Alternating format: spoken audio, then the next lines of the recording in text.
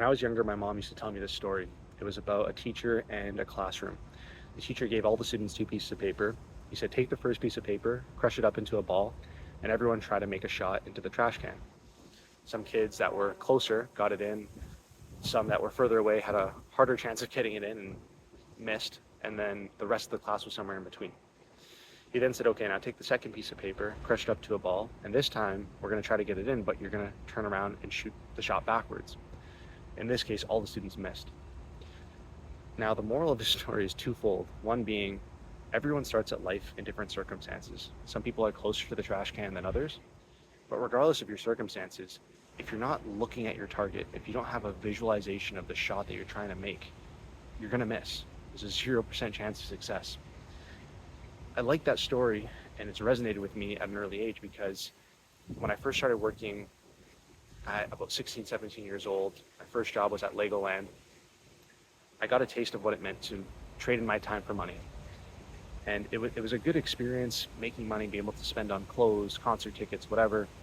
But I realized I didn't want to do this for the rest of my life. I wanted to retire. And it allowed me to think about the pathway forward, what it meant to set goals and have a vision for what retirement looked like. And had I not set a vision and developed a plan towards that vision, I wouldn't be where I'm at today. Now, I'm currently not retired. I'm 27, about to be 28, but I'm on track to hit retirement somewhere between the ages of 40 and 45. Now, for most people, that would be considered early retirement. The second part of this video, I really want to focus in on the importance of health and how that ties into this discussion. So when I was around 24 years old, I was going through COVID, just like everyone. Didn't know what to do, was kind of bored, was working remotely, and my friend and I decided to train for a marathon. It was our first attempt at endurance sports. I didn't know what to expect. I'd been an athlete growing up, but up to this point in my life, kind of developed some destructive habits, let's say, drinking, smoking, partying, going out quite a bit, not eating the healthiest, not sleeping well. And this entire experience completely shifted my perspective on health and how it ties into the topic of retirement. I'll make a separate video talking about what it was like training for my first marathon. I'm now training for my fourth marathon, and I haven't looked back since. But when we think about retirement and the concept of time, the average life expectancy for a male in Canada is about 85 years old. So even in the best case scenario, if I'm able to retire at 40, that only gives me 45 years of freedom, let's say. And that is still a fantastic life. That's still a long amount of time. But if you don't have your health in check, you could easily have a poor quality of life once you hit 60, 70, even as early as 50 years old. And now it's like, yeah, you're retired, but you can't even enjoy your retirement.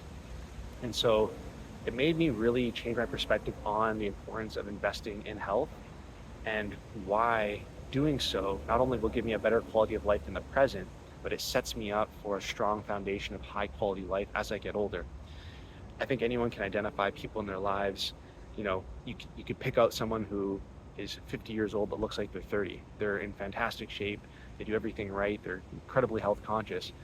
And on the flip side, you could probably pick out people that are 30 that look like they're 50. They smoke and drink every day, terrible habits. You know, they don't eat right, they don't sleep right. And those decisions that you make will compound as time goes on. So the moral of this video is really tying it back to that initial story is have a vision for what your life will look like. Without having one, you're doomed for failure.